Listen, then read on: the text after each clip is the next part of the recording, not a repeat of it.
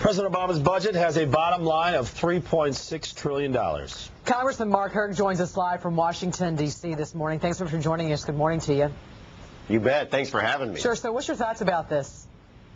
Well, some parts of the budget are very good. I was very encouraged to see nearly $500 million for a unified Great Lakes restoration effort, something that warms the cockles of my heart, that we would finally see a coordinated effort on behalf of the Great Lakes ecosystem. But then there are other concerns, a nearly $2 trillion deficit, and limitations on the home mortgage deduction and charitable interest giving requirements, which I think could hurt charities and home ownership. Well, clearly there's going to be a boost in taxes for some Americans, and it seems to obviously lay the groundwork for universal health care. What are the pros or cons of the idea of this universal health care system that the Obama administration is trying to get?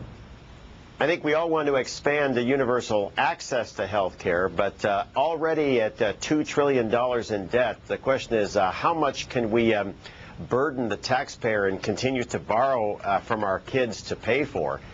You're also worried about the details. I'm not for any government rationing of health care, which is prominent in many other European systems.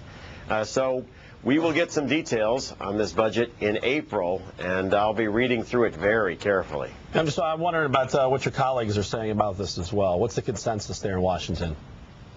I think the consensus is it's a huge deficit budget. It pushes our national debt up to almost $11 trillion in a short amount of time. One of the questions I have is who can we borrow this much money from, especially since the Chinese government, which was the principal lender to the U.S. government, has now said that they have enough U.S. debt and don't want to buy any more. And what's the answer? The answer is that we are facing a very tough set of choices. I would be in favor of more budget cutting, wiping out more low-priority federal programs, and borrowing less. But this will all come out in the coming congressional debate. What's the word with Senator Burris? What is going on now? People asked him to resign. It almost seems like people are kind of getting sick of this story a little bit. They wanted to find out, is there going to be a special election or not? What are your thoughts? Well, now we hear that Governor Blagojevich gave the Burris family a make-work job for his son, even after he was foreclosed and taking a position with the Illinois Housing Authority. It raises concerns that I think begin to require criminal scrutiny on the deal here.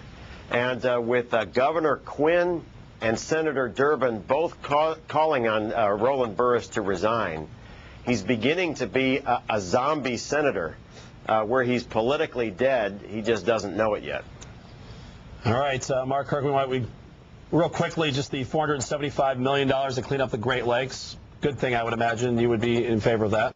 The president has total bipartisan support because it unifies the programs and gives us a real vision on protecting the crown jewel of the Midwest ecosystem. All right, very good. Mark, thanks so much for joining us. And I understand you're on duty this weekend, correct? That's right. So I'll be working in the Pentagon Saturday and Sunday. There you go. All right, thanks, Mark. Coming up next, we're going to hear what fans